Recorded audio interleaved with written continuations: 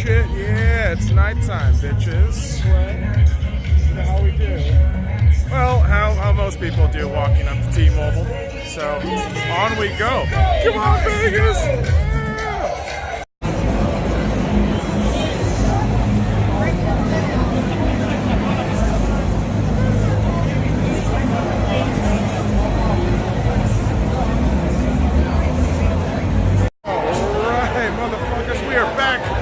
T-Mobile Arena, just walking around real quick before we get to our seat, but here's a little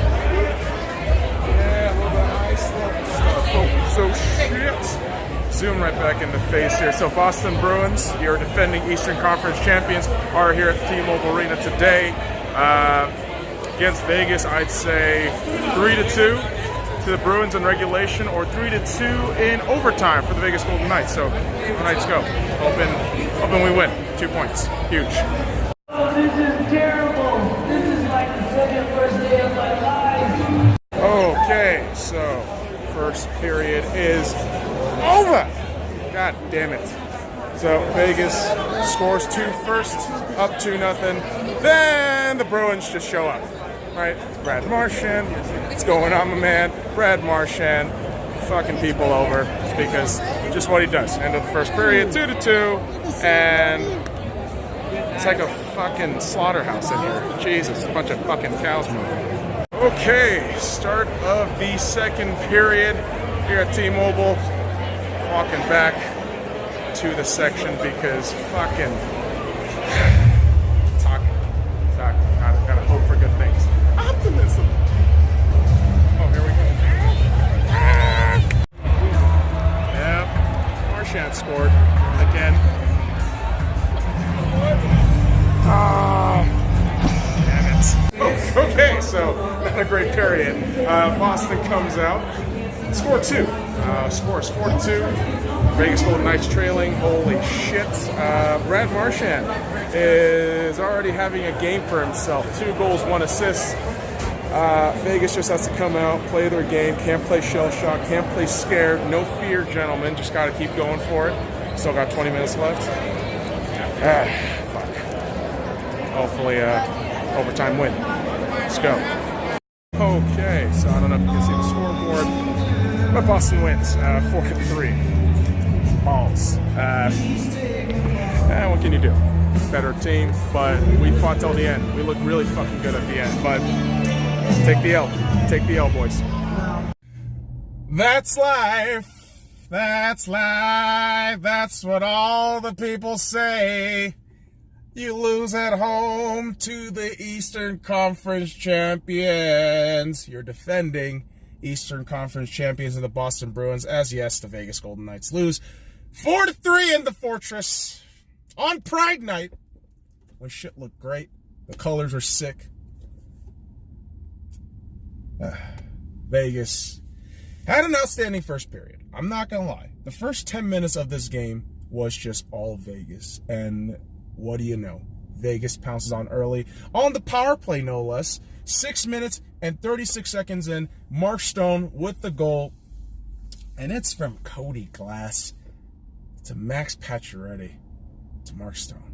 And already you're looking at the second line and thinking, oh, that is a line, my friends. That line is going to be potent, and don't be surprised if that line is number 1 in the near future. Now, Vegas stayed aggressive on the forecheck, and lo and behold, you get a goal from due diligence. Riley Smith getting the goal 8 minutes and 20 seconds in. Just pressure inside of that Boston defense to get the puck and have the puck go from Wild Bill to Marshy and Riley for an open net.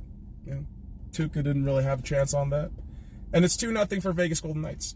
And from this point on, it was when Tuukka really took it upon himself to really go Gandalf on everybody. You shall not pass! Ah! And Boston woke up. They woke the fuck up. Boston scores a goal in 11 minutes and 21 seconds in. Pastrnak getting the goal. And it's Brad Marchand hovering around our defense. And because of our incompetence to clear the fucking puck, Brad Marchand nets that in. really nicely for Pastrnak, who gets the goal, no problem. And it only gets worse for Vegas, because the curious part is, I'll give you all the examples of when this happened, but each and every period, there were late opportunities for the Vegas Golden Knights to seemingly get a goal, and looking like a goal, but each and every period, they were not counted.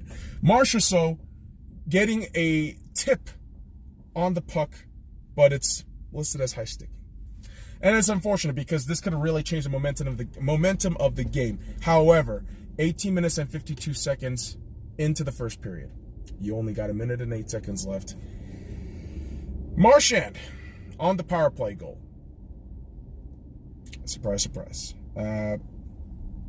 Marchand wrestles off John Merrill, and he shoots 5-hole on Marc-Andre Fleury. It's a backbreaker when you give up a goal like that, especially an equalizer so early in the first period. And despite the fact that Vegas dominated the shot, God damn it. The shot clock? It's not the fucking shot clock. The shot count. Fuck me. 12-10. What didn't fuck me was the way they played. I thought early on in that period, Vegas played phenomenally, but it kind of shifted towards being Boston's game in the latter half of that first period. And in the second period, it just continued to be Boston's game. 33 seconds into the start of the second period. 33 seconds into the start of the second period, Marchand, with so much room and so much space to operate, coming into the neutral zone, have a cup of tea, wipe his ass, fucking puts on his jersey, cleans his fucking mouth, shoots the goal, no problem. I mean, come on, boys. We looked absolutely out of our element. And when we scored a goal less than 2 minutes in the first period, we figured out what the Boston Bruins do it, which was infuriating. And I know they're not intentionally letting these guys fucking score. I'm being fucking sarcastic here, boys and girls. I'm pissed. Because 2 minutes and 27 seconds, Krug with the goal. Just absolute domination for a span of nearly 10 minutes. 10 combined minutes that spilled from the first period. And for Krug to get that goal, it really looked as though Vegas looked completely in disarray. They didn't know what the fuck to do with the puck. It was basically Marc-Andre Fleury doing everything he can to fucking flex and starfish himself into getting saves. And an opportunity on the power play, Vegas fucks it up, doesn't get it, and that was the kind of play where if you had the goal, it's a fucking momentum shifter, all that shit. But in the second period, Vegas was thoroughly outplayed. Vegas just looked completely outclassed. They looked just outmatched in every way. And it's really, really, really thanks to Marc-Andre Fleury that we kept the second period as just a 2-goal conceded period. And again, another unfortunate circumstance for the Vegas Golden Knights. A potential goal hits the post and bounces from the inside out. No goal, and it's just one of those nights where you think, oh my God, we're not playing well, and there's no puck luck, right?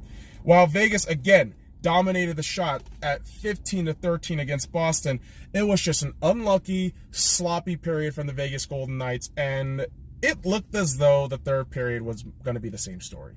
It really looked as though Boston was just doing their shit. Hey, we're going to continue from the greatness that we were last season, where we elevated ourselves to, and just continue. And Vegas just couldn't clear the puck on defense. They couldn't enter the neutral zone. And when they got to the offensive fucking front, in front of Tuukka Rask and that defense, nothing got on. Shots wide. Just barely missed. Tuukka with fucking inch saves. And this was the frustrating part of this entire night. It really was. But really, like I said, if not for Marc-Andre Fleury, this game would have been worse. Absolutely worse. But here you go. 5 minutes left. Vegas is awarded a power play. And this is where you are tested. This is where you are tested as a player. Momentum, all this shit. The final countdown, like the song from Europe.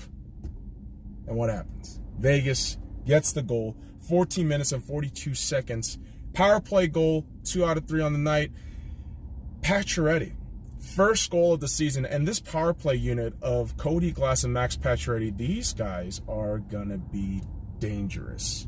I mean, scoring a power play when you're down 4-2 to bring the game to a 1-goal margin, it was just an absolute roof buster in terms of noise.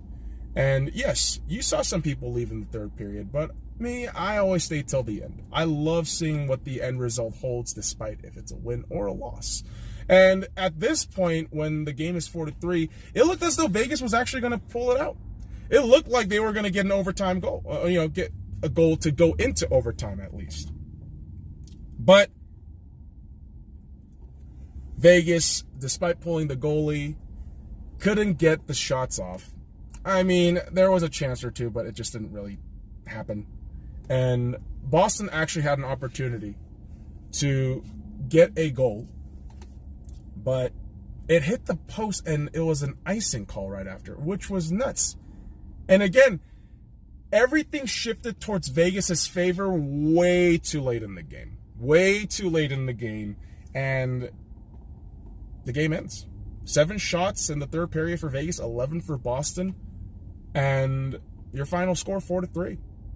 Tuukka Rask, 31 saves on 34 shots, 912 save percentage. You have Marc-Andre Fleury, 31 saves on 35 shots, a 886 save percentage. Now, Tuukka Rask was fantastic when he needed to be, had a stellar defense, just doing the dirty work all night long.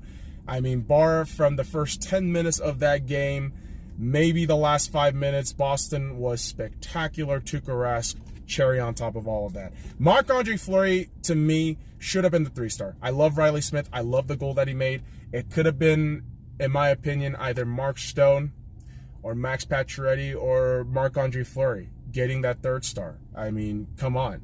These guys kept us in the game. These guys kept us mentally, challenged up. Mentally challenged up. I know, that's a weird fucking phrase, but listen. It's frustrating to lose like that. When you feel like you had an opportunity and it just goes by. But despite our saltiness and kind of sadness with the win, I'm going to take a look at the positives here. 2 out of 3 on the power play and 2 penalty killed out of 3.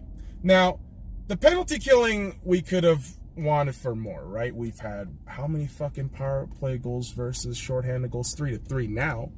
But getting the up on the power play is fantastic. I mean, we've needed the power play unit to get better, and we have something special in Cody Glass, Max Pacioretty, and Mark Stone. Now, as for the Vegas Golden Knights moving forward, you got Pacific Division games, the next 2 games, actually 3 games. The Coyotes away, Calgary Flames at home on Saturday, and back-to-back game tied with the Kings on Sunday. So Vegas has an opportunity to do well against their Pacific Division rivals, maybe get ahead on them, because, not gonna lie, the Anaheim Ducks are doing really well. So it's gonna be curious, boys and girls, to see how Vegas does. But boys and girls, I am sweating like a motherfucker, and that means I'm gonna go ahead and rest up, because I need to rest up. The Vegas Golden Knights need to rest up, because we got more shit in a couple of days. So, boys and girls, follow me at the Sky Lounge, and all the links in the description below. Like, comment, subscribe for more daily content. And fuck off.